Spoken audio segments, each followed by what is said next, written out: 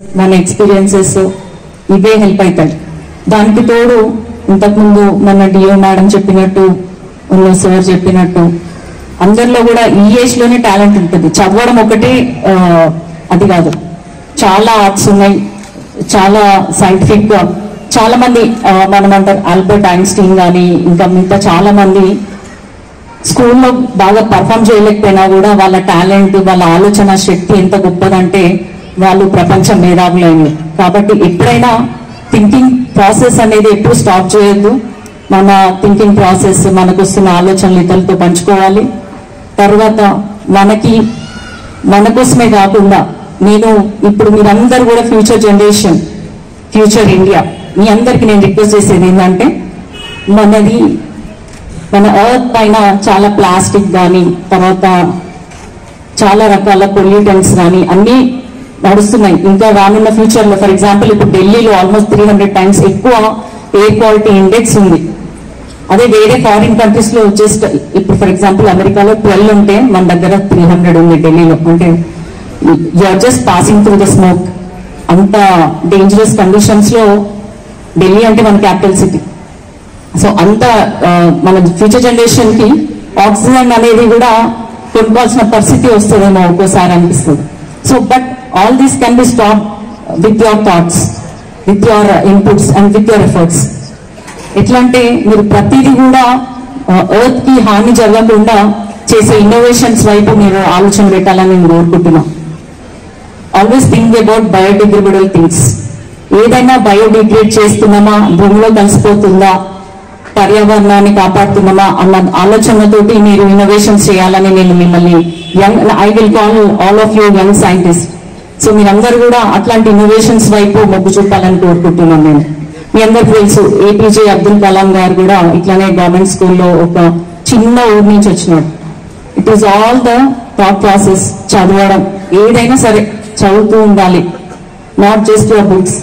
బయట ఏం జరుగుతుంది, న్యూస్ పేపర్స్ లో ఏమొస్తుంది, సైన్స్ అండ్ టెక్నాలజీలో కొత్త ఇన్నోవేషన్స్ ఏంది, మన ఇండియా నుంచి వస్తున్న కొత్త ప్రాజెక్ట్స్ ఏంది, ఫారిన్ లో ఉన్న కొత్త ప్రాజెక్ట్స్ ఏంది, ఇట్లాంటిది ప్రతిదీ try to acquire knowledge from everywhere possible. ఇవన్నీ you should grow in all వేస్.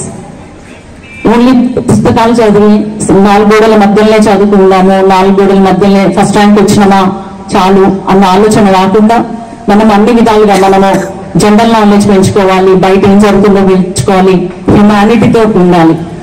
చాలా మంది మనం చూస్తుంటాము నా వరకే చాలు, పక్కన అవసరం లేదు అన్న ఆలోచనతో ఉంటారు. అట్లా కాదు. You should develop socially, physically, mentally, spiritually, economically. అట్లా పెరిగినప్పుడే తృతీయం అనేది ప్రతి ఒక్కరికి ఉంటుంది. అందరూ ప్రధానంగా రాలేరు కాబట్టి సెలెక్ట్ అయినా కాకపోయినా అందరికీ కూడా అభినందిస్తూ, ముఖ్యంగా రాష్ట్ర స్థాయిలో సెలెక్ట్ అయిన వారికి మరి ముఖ్యంగా అభినందన తెలియజేస్తూ, ఇంకా రాష్ట్ర స్థాయిలో సెలెక్ట్ అయిన వాళ్ళు మనం నేషనల్ లెవెల్లో కూడా లేదా రీజనల్ లెవెల్లో సెలెక్ట్ కావడానికి మరి ముందుకు ఇంకా ఎన్నో ప్రతి విద్యార్థులందరూ కూడా కళలు కనాలి, కళలకు దాన్ని రూపొందించడానికి, ఆకారం పెంచడానికి కృషి చేసి ఇప్పటి ఈ స్థాయి నుంచే ప్రతి మీలో ఉన్నటువంటి రకరకాల అంటే శాస్త్ర సాంకేతికంగా ఈరోజు మనం ఎక్కడో ఉన్నాం. ఇండియా ప్రపంచ స్థాయిలోనే భారతదేశం జిల్లా స్థాయి వైజ్ఞానిక ప్రదర్శన 2024ని ఇక్కడ తేజస్వి స్కూల్ ప్రశాంత్ నగర్ గ్రౌండ్లో ఈ ప్రాంగణంలో నిర్వహించుకోవడం జరిగింది. ఈ ప్రదర్శనలో ఇన్స్పైర్ ఎగ్జిబిషన్ మరియు రాష్ట్రీయ బాల వైజ్ఞానిక ప్రదర్శన ఈ రెండింటినీ కూడా కలిపి ఈ ప్రాంగణంలో నిర్వహించడం జరిగింది, ఎగ్జిబిట్స్ని ప్రదర్శించడం జరిగింది. ఈ ప్రదర్శనకు ఇన్స్పైర్ నుంచి 120 ఎగ్జిబిట్స్, అదేవిధంగా రాష్ట్రీయ బాల వైజ్ఞానిక ప్రదర్శనకు 235 ఎగ్జిబిట్స్ రావడం జరిగింది. ఇది కాకుండా సెమినార్స్ కోసం కూడా 14 ఎంట్రీస్ రావడం జరిగింది. సో ఇక్కడ ఇన్స్పైర్ ఎగ్జిబిషన్లో పార్టిసిపేట్ చేసినటువంటి పిల్లల నుంచి 120 మందిలో 12 మంది అంటే 10% ఎగ్జిబిట్స్ని స్టేట్కి నామినేట్ చేయడం జరిగింది, సెలెక్ట్ చేయడం జరిగింది. సో స్టేట్ లెవెల్ నుంచి నేషనల్ లెవెల్లో అంటే స్టేట్ లెవెల్లో జరిగే ఎగ్జిబిషన్లో పార్టిసిపేట్ చేసినటువంటి పిల్లల్ని నేషనల్ లెవెల్కి అటు నుంచి ఇన్స్పైర్ అవార్డుకి నేషనల్ లెవెల్లో సెలెక్ట్ చేయడం జరుగుతుంది. అదేవిధంగా రాష్ట్రీయ బాల వైజ్ఞానిక ప్రదర్శనలో మనకి సీనియర్, జూనియర్ 2 కేటగిరీలు ఉంటాయి. 7 సబ్ టీమ్స్ మనకి ఇవాళ 7 సబ్ టీమ్స్లలో ఎగ్జిబిట్స్ని ప్రదర్శన చేయడం జరిగింది. సో ఈ 7 టీమ్స్ని సీనియర్ నుంచి 7 జూనియర్ నుంచి 7 సెలెక్ట్ చేసి మొత్తం 14 మందిని స్టేట్ లెవెల్లో ప్రదర్శనకు ఎంపిక చేయడం జరిగింది. వీరందరూ కూడా ఫర్దర్గా వాళ్ళ యొక్క గైడ్ టీచర్స్, అదేవిధంగా department of school education science విభాగం నుంచి ఓరియంటేషన్ ఇవ్వబడుతుంది. వీళ్ళకి ఫర్దర్ డెవలప్మెంట్ వాళ్ళ ఎగ్జిబిట్స్లో చేసుకోవడానికి ప్రాపర్ గైడెన్స్ ఇచ్చి స్టేట్ లెవెల్లో ప్రదర్శన గావిస్తారు.